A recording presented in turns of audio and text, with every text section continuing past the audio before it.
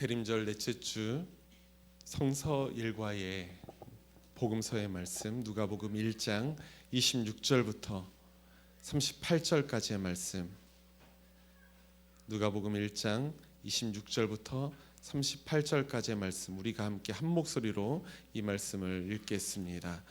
우리 한 목소리로 읽겠습니다. 시작. 그 뒤로 6달이 되었을 때에 하나님께서 천사 가브리엘을 갈릴리 지방의 나사렛 동네로 보내시어 다윗의 가문에 속한 요셉이라는 남자와 약혼한 처녀에게 가게 하셨다. 그 처녀의 이름은 마리아였다. 천사가 안으로 들어가서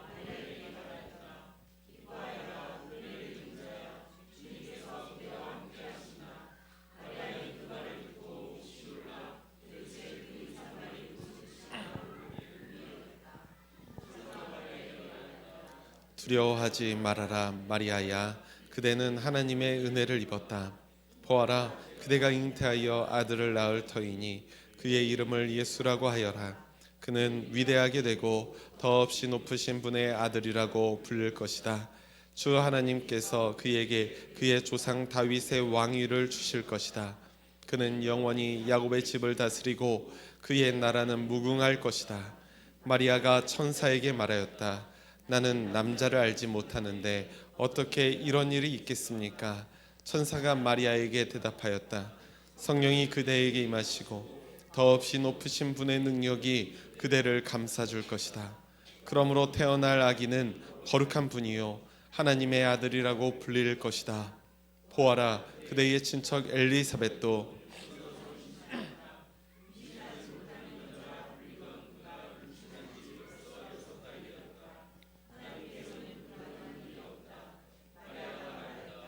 보십시오, 나는 주님의 여종입니다. 당신의 말씀대로 나에게 이루어지기를 바랍니다. 천사는 마리아에게 아멘, 아멘. 할렐루야, 할렐루야. 네, 아기 예수님의 성탄을 앞둔 이 거룩한 주일에도 함께 예배하는 우리 초록교회 신앙 공동체 모든 형제자매 여러분들에게 우리 빛되신 주님의 사랑과 평화가 늘 충만하시기를 주님의 이름으로 축원합니다. 연말의 시간입니다. 여러분들 개인적으로나 가정으로나 또 정말 많은 약속이 맺어져 있고 그 때문에 여러분들이 많이 바쁘실 거라고 생각이 됩니다. 어찌된 것인지 오늘날 한국 사회에서는 12월이 되면 평소보다도 훨씬 바빠집니다. 그것에 일조하는 것이 교회이긴 하죠. 한편으로는 아쉬운 점도 있는데요. 왜냐하면 한 해의 마무리를 하면서 살아왔던 우리들의 발걸음을 돌아보고 또 성찰하는 시간이 우리들에게는 정말 필요한 것이 아닐까 생각되기 때문입니다. 그런데 솔직히 우리가 12월 한 달을 그런 성찰의 시간으로 보내고 있지 못하잖아요. 그렇기 때문에 조금 아쉽기도 합니다. 여러분들에게 아직 남겨진 연말의 시간이 있죠. 그 스케줄이 또 적지 않으실 겁니다. 하지만 되도록 우리가 한 해를 마무리하면서 반성과 성찰의 시간을 여러분들이 꼭 가져보시길 바랍니다. 특히 2023년 우리 한 해 동안에 우리가 지나온 우리의 신앙의 여정들을 한번 되돌아보면서 우리가 하나님과의 관계에서 어떠했었는지, 또 우리가 어떻게 개선해야 될 점은 없었는지 한번 통렬하게 되돌아보시는 여러분들의 삶이 되시기를 간절히 소망합니다. 아멘. 오늘도 주변에 계시는 우리 성도 여러분들을 바라보면서 사랑과 축복의 인사를 함께 나누겠는데요.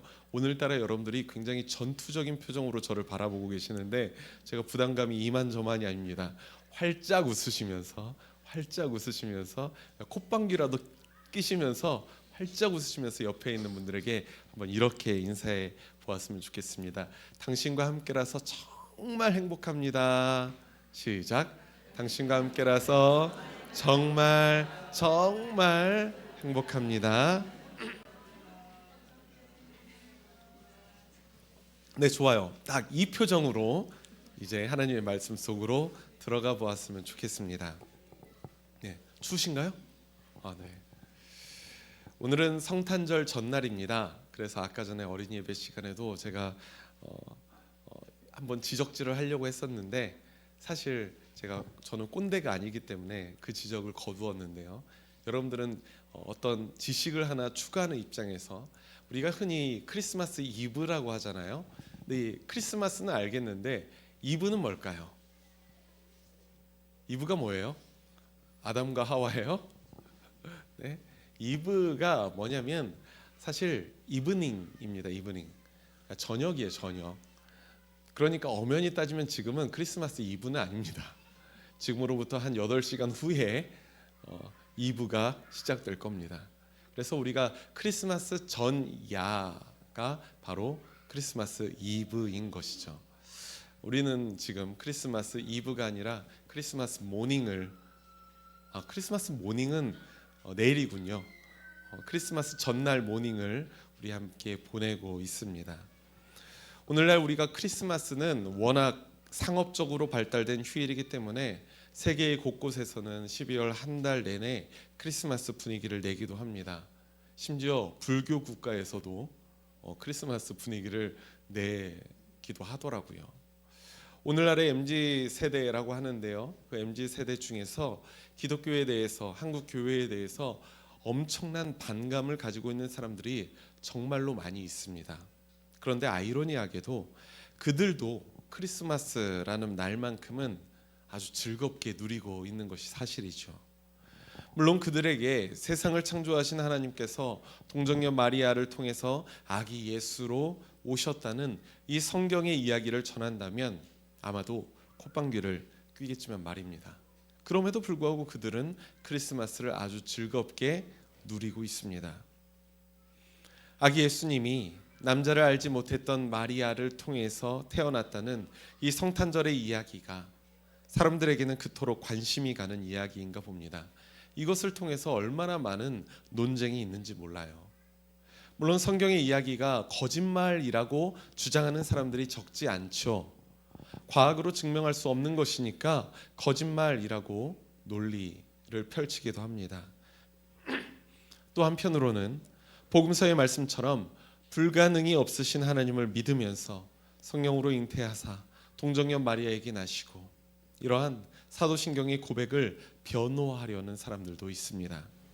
그러니까 이게 참으로 신기한 것이 하나님께서 창세기를 통해서 천지를 창조하신 이야기를 전할 때에 하나님이 전하시는 진정한 목적은 사실상 하나님의 창조를 과학적으로 증명할 수 있느냐 없느냐가 아니거든요. 그 이유에 대해서 궁금하신 분은 성서배움터 첫 번째 시간을 돌려보시면 알게 되실 겁니다. 사실 하나님께서는 천지 창조에 대한 이야기를 통해서 너희들이 이것을 과학적으로 검증해라 라는 이야기가 아니에요. 그런데 창조 이야기를 통해서 그걸 싸우죠. 그리고 하나님의 성육신, 아기 예수님이 오신 점을 가지고서는 또 마리아에 대해서는 하나님께서 성경을 통해서 우리에게 전하시고자 하는 메시지가 이 마리아가 진짜 처녀였냐 아니었냐를 과학적으로 증명하는 것이 관점이 아닙니다. 그거에는 하등의 관심이 없어요. 그런데 오늘날 사람들은 그것에 대해서 논쟁하고 있죠. 제가 보기에는 참으로 시간을 허비하고 있는 것이라는 생각이 들기도 합니다. 우리가 정말로 관심을 두어야 될 때에 그곳에 관심을 두지 않고 헛된 곳에 관심을 두고 있지는 않은가라는 생각을 하게 돼요. 예수님의 어머니 마리아에 대해서 그렇게 교회 안팎의 논쟁만 있는 것이 아닙니다. 교회 안에서는 동정녀 마리아를 통해서 성령으로 잉태하여서 예수님이 나시고 이렇게 말하고, 교회 밖에서는 그거 거짓말이야, 그거 사실 아니야, 그걸 어떻게 믿냐 라고 하면서 서로 부딪히는 논쟁, 그 논쟁만 있는 것이 아닙니다. 오히려 우리 기독교 내에서는 카톨릭과 개신교가 구분되는 가장 극명하게 다른 점, 이 또한 마리아에게서 비롯된 것 아니겠습니까? 그 논쟁이 오히려 우리에게는 훨씬 더 와닿는 논쟁일 수 있습니다. 여러분들도 각 지역마다 있는 카톨릭 성당에 가보시면 그 마당에 뭐가 있나요? 늘 있는 것이 있습니다. 무엇이 있죠? 마리아상이 이렇게 서 있어요. 그것을 볼 때마다 여러분들 어떤 생각이 드시나요? 이것들은 이거 그냥 사람들의 속마음을 표현하는 거예요. 저의 마음이 아니라 이것들은 예수님의 동상이 아니라 마리아의 동상을 세워나? 이거 뭔가 잘못된 거 아니야? 그것에 대해서 한편으로 불편한 마음이 있던 적이 있었다. 있던 적이 있었다. 아니면 있던 적이 있었다. 2번 아무 생각 없다. 3번 없었다. 1번인가요? 2번인가요?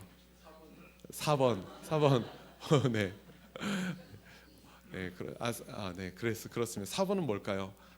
우리 성모 마리아님 보면 항상 이렇게 성호를 긋고 그러진 않으시겠죠. 네, 우리는 그 커다란 마리아 상뿐만 아니라 가톨릭에서는 마리아 상이 정말로 많이 제작됩니다.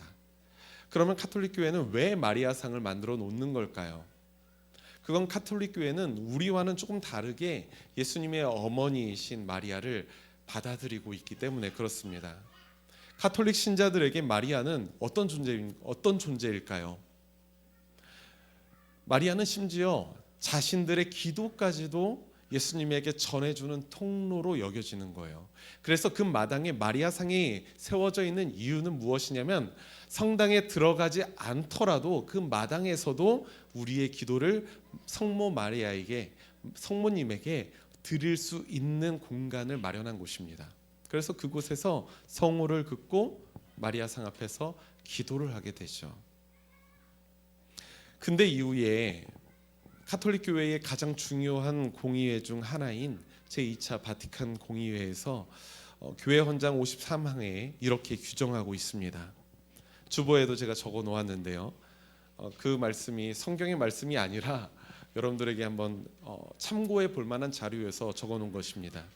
동정 마리아께서는 천사의 예고로 하나님의 말씀을 마음과 몸에 받아들이시어 생명을 세상에 낳아 주셨으므로 천주의 성모로 또 구세주의 참 어머니로 인정받으시고 공경을 받으신다. 물론 여기에 저는 아멘 하진 않습니다. 게다가 마리아는 하나님의 성육신의 어머니로 참여했고 하나님의 구원 사역에도 순종함으로 참여했다는 사실을 그들은 굉장히 높게 보고 있는 거예요. 그래서 만물의 창조주이신 하나님께 바치는 공경이 있는데 그 공경을 무엇이라고 얘기하냐면 한번 따라해 봅시다. 흠숭지리에, 말 어렵죠? 흠숭지리에입니다. 한번 따라해 볼까요? 흠숭지리에. 네, 이것이 하나님을 향한 믿음이에요. 하나님을 향한 흠모하고 숭배하는 그런 경배의 마음이라는 겁니다. 그런데 일반 성인들, 이게 가톨릭에는 일반 성인들도 많이 있잖아요. 성 프란체스코, 성 안토니오, 여러 가지 성인들이 있습니다. 그 성인들에 대해서는 어떠한 공경을 할까요? 따라해 볼까요? 공경지리에. 그들은 공경하는 겁니다. 존경하는 거예요. 이 사람을 닮아가야 되겠구나라고 여기는데 이제 마리아에게는 조금 다릅니다. 흠숭지례와 공경지례의 그 사이에 있는 거예요. 따라해 볼까요? 상경지례. 왠지 경하긴 하는데 좀 더 높은 경이잖아요. 상경지례. 이렇게 마리아를 각별하게 여기는 것이 그들의 마음입니다. 이러한 가톨릭 교회의 마리아의 교리는 우리 한국 개신교회의 성도들에게는 굉장히 낯설죠. 여러분들 낯설지 않습니까? 굳이 마리아를 성인들과 하나님 그 사이에 두어야 될까? 왠지 불편한 마음이 우리에게 있는 것도 사실입니다. 받아들이기가 힘들죠. 왜 굳이 마리아에게 성모라는 구절을 붙이고 있는지도 우리는 납득하기 어렵습니다. 하지만 분명한 것이 있어요. 무엇이냐면 가톨릭 신자들도 예수님을 믿는 그 믿음이 있는데 예수님을 믿듯이 마리아를 믿는 것은 아니라는 것입니다. 그건 가톨릭 교회에 대해서 우리가 잘 모르기 때문에 생긴 오해라고 말할 수 있을 겁니다. 우리가 가톨릭 교회의 마리아 공경을 따를 필요는 없어요. 저도 따르지 않습니다. 하지만 동시에 그들의 마리아 공경을 굳이 우리가 지나치게 왜곡해서 악마화할 필요도 없다는 겁니다. 여러분들, 마리아가 우리의 신앙의 선조입니까? 아닙니까? 선조예요? 아니에요? 신앙의 선조이죠. 그거는 우리가 부정할 수 없는 사실입니다. 하나님의 성육신이 마리아를 통해서 일어났으니까 우리의 정말로 귀한 신앙의 선조입니다. 그런데 왠지 바로 이때 12월 말경에 마리아에 대한 이야기가 나오는 것이 아니라 성령 강림 절기나 사순절 절기에 이제 어머니, 예수님의 어머니 마리아에 대한 이야기를 나누면 왠지 꺼림칙한 마음이 우리에게 있다는 거예요. 그들의 믿음을 우리가 따를 필요는 없지만 악마화할 필요도 없다는 겁니다. 그들의 믿음을 표현하는 그들의 나름의 방식이라는 것을 우리는 존중하는 것으로 충분합니다. 제가 이렇게 장황하게 마리아 공경 사상에 대해서 가톨릭 교회의 마리아 교리를 통해서 이것에 대해서 여러분들에게 장황하게 설명하고 있는 것은 오늘 우리가 읽은 본문이 마리아에 대한 말씀인데, 사실 오늘날 한국교회의 성도들에게는 이 마리아에 대해서 참으로 넘기 힘든 편견이 있기 때문에 그렇습니다. 마리아에 대해서 이야기하면 뭔가 잘못된 것과 같은 생각을 많은 사람들이 가지고 있다는 거예요. 오늘은 그 편견을 넘어서 복음서의 말씀이 증언하는 이 마리아에 대해서, 예수님의 어머니 마리아에 대해서 여러분들과 함께 나누기를 바랍니다. 지난주에 우리가 보았듯이 천사 가브리엘이 마리아에게 나타나서 하나님의 아들이라 불릴 아들 예수를 잉태할 것이라는 소식을 전하고 있지요. 자신에게서 하나님의 아들이라 불릴 아들이 태어난다는 소식 들렸을 때 어떨까요? 그 자체로는 참으로 기쁜 소식일 겁니다. 하지만 아직 마리아는 남자를 알지 못한다라는 점에서는 이게 매우 당혹스럽고 한편으로는 두려운 소식임이 틀림없습니다. 율법의 엄격한 준수가 이스라엘 사회에서는 의로 여겨졌던 사람이에요. 당시의 문화를 생각할 때 마리아의 임신은 곧 간음으로 여겨질 위험이 있었던 거잖아요. 그렇지 않습니까? 요셉은 약혼자였는데 요셉은 마리아와 동침을 한 적이 없습니다. 그런데 마리아가 임신을 했대요. 그럼 합리적으로 생각하면 요셉의 마음속에 엄청난 의심이 생기기 마련 아니겠습니까? 그럼에도 마리아의 약혼남 요셉의 결단과 용납이 아니었으면 정말로 마리아는 곤경과 위험에 처할 수밖에 없었다는 사실입니다. 그런데 이 천사의 수태고지를 들은 마리아의 반응은 어땠을까요? 우리 함께 본문 38절의 말씀 함께 읽겠습니다. 시작. 마리아가 말하였다.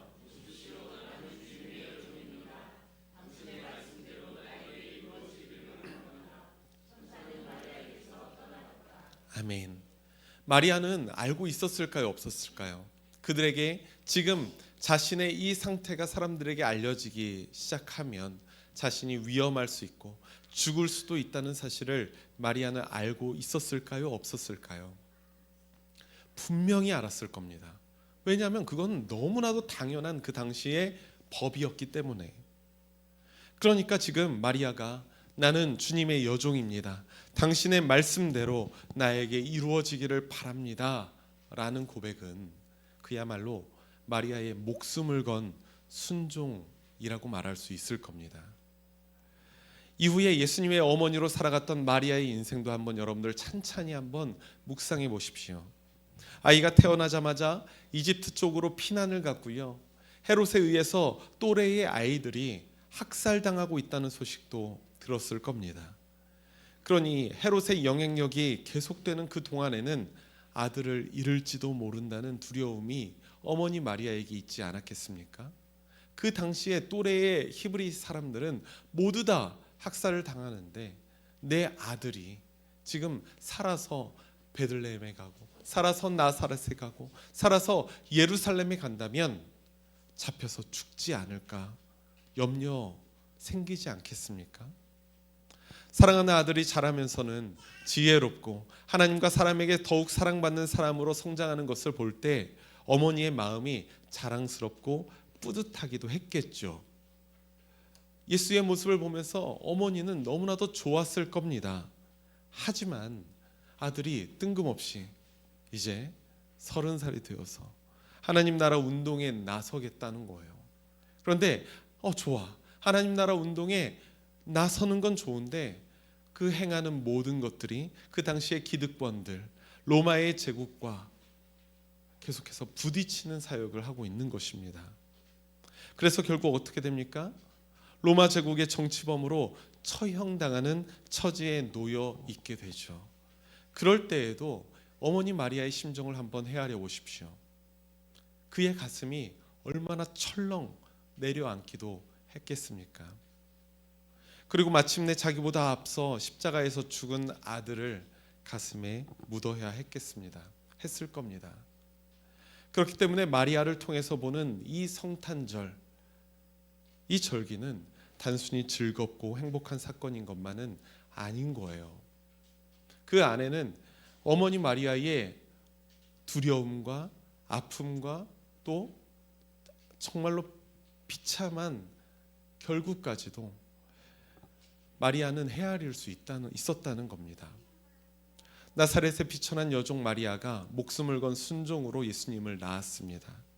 하나님의 아들로 불릴 아들을 키우면서도 숱한 두려움과 아픔, 시련과 애처로움이 마리아에게 분명히 있었을 겁니다. 아들이 조금만 더 안정적으로 세상과 타협하면서 살아가면 참 좋으련만, 그런 마음이 어머니 마리아에게 왜 없었겠습니까? 그렇지 않았겠습니까? 계속해서 율법 학자들과 바리새인들과 제사장들과 계속해서 싸우고 있잖아요. 그러다가 언젠가는 크게 다칠 수도 있겠다라는 생각을 어머니 마리아는 분명히 했을 겁니다. 그럴 때마다 조금만 더 타협하면서 살아가지, 조금만 더 저런 말 좀 안 하면 안 되나? 라는 생각을 어머니 마리아의 마음에 들지 않았겠습니까? 아들의 삶은 죽음을 향해서 다가가고 있었고, 결국 아들이 십자가에서 죽임을 당할 때에는 어쩌면 아들만큼의 고통이 마리아에게도 있지 않았을까 싶기도 합니다. 그러한 어머니 마리아의 고통을 너무나도 잘 표현한 작품이 여러분들도 잘 아시는 피에타죠. 미켈란젤로의 조각이죠. 이제 십자가에 달려 죽은 아들 예수를 자신의 무릎에 안고 있는 어머니, 그 조각상을 우리는 피에타라고 부르기도 합니다. 성도 여러분, 마리아는 오늘날 우리에게도 신앙의 어머니로 충분히 고백될 수 있습니다. 그 이유가 마리아가 하나님의 어머니였고 동정이어 탄생을 했으며 원죄 없이 잉태하였기 때문일까요? 마리아가 그런 존재였기 때문에 우리가 그를 신앙의 어머니로 고백하는 걸까요? 우리의 신앙의 선조로 고백하는 걸까요? 그렇지 않습니다. 그렇다면 잘못된 마음이에요. 우리가 마리아가 우리의 신앙의 어머니로 고백될 수 있는 것은 그 까닭은 마리아의 목숨을 건 순종 때문에, 그리고 이 세상의 모든 어머니들이 겪는 고난과 아픔을 마리아가 대표하고 있기 때문인 줄 여러분들 믿으시기 바랍니다. 우리의 기억에도 선명하게 새겨진 어머니들이 많이 있습니다. 지금 마리아가 죽임당한 아들 예수를 안고 있는 어머니 마리아가 겪고 있는 그 고통, 아픔, 그 아래에 있는 이 세상에 수많은 어머니들이 있어요. 세월호 희생자들의 어머니들, 구의역 참사로 목숨을 잃은 비정규직 청년의 어머니, 그리고 태안 화력발전소에서 목숨을 잃은 우리 김용균 노동자의 어머니도 있을 것이고요. 또 얼마 전 이태원 참사로 인해서 여전히 고통 속에 살아가고 있는 그 수많은 어머니들이 이 땅에 분명히 존재합니다. 그 모든 어머니들의 슬픔과 애통을 예수님의 어머니 마리아를 통해서 여러분들 조명해 볼 수 있다는 사실입니다. 그런 고통, 그 아픔 우리가 한번 헤아려 볼 수 있지 않겠습니까? 사랑하는 우리 초록교회 신앙가족 여러분, 성경에는 수많은 신앙의 선조들이 증거되어 있습니다. 아브라함, 모세, 다윗, 이사야, 세례 요한, 베드로, 바울까지 그들의 삶과 믿음, 그리고 때로는 그들의 실수와 잘못을 보면서 우리들의 신앙을 점검하게 되죠. 그것이 성경이 주는 가장 큰 유익 아니겠습니까? 그러한 신앙의 선조들 중에서 우리는 예수님의 어머니 마리아를 빼놓을 수 없다는 사실을 기억하시기 바랍니다. 하나님이 인간이 되신 성육신이 마리아의 목숨을 건 순종을 통해서 이루어졌기 때문입니다. 그리고 예수님의 삶과 사역, 그리고 죽음까지도 가장 가까운 곳에서 가장 아파하면서 지켜보던 단 한 사람이 바로 어머니 마리아였기 때문입니다. 마리아는 하나님의 은혜를 입은 자였지만 예수님의 곁에서 가장 아파하던 사람이기도 했어요. 천사는 마리아에게 이렇게 얘기하죠. 기뻐하라, 두려워하지 말아라, 은혜를 입은 자여. 그렇게 말했던 것이 무색할이 많지 예수님의 곁에서 이 마리아는 가장 아파했었습니다. 그런데 우리가 관점을 바꾸어 보자면 이 땅에 기뻐할 수 없는 사람들, 두려워할 수밖에 없는 사람들, 비참한 자리에 서 있는 사람들을 향해서 하나님께서는 마리아에게 하셨던 28절의 말씀을 건네시고 있는 것은 아닐까라는 생각이 이 말씀을 묵상하면서 저의 마음속에 들어오더라고요. 우리 한번 28절의 말씀 한번 읽어봅시다. 시작. 기뻐하여라, 은혜를 입은 자야, 주님께서 그대와 함께 하신다. 아멘. 은혜를 입은 자야, 주님께서 그대와 함께 하신다. 이것을 믿는 믿음이 바로 우리가 성탄절을 맞이하는 믿음의 자세인 줄 우리가 기억하면서 기쁜 성탄의 날을 통해서 우리에게 부어주시는 하나님의 은혜를 풍성하게 누리시는 우리 사랑하는 초록교회 모든 신앙가족 여러분들이 되시기를 주님의 이름으로 축원합니다. 우리 함께 말씀을 기억하면서 주보에 있는 공동체의 기도를 한 목소리로 기도하겠습니다. 우리 함께 기도하겠습니다. 시작. 은혜를 입은 자야, 주님께서 그대와 함께 하신다. 비천한 여종이었던 마리아에게 하셨던 그 말씀이 바로 우리들의 삶에도 선포되기를 소망합니다. 자비로우신 하나님, 십자가에서 죽임당하신 예수님과 그 곁에서 아파했던 마리아를 통해서 여전히 존재하는 세상의 아픔과 고통을 바라보게 하시니 감사합니다. 이 땅에 기뻐할 수 없는 이들, 두려워하는 이들,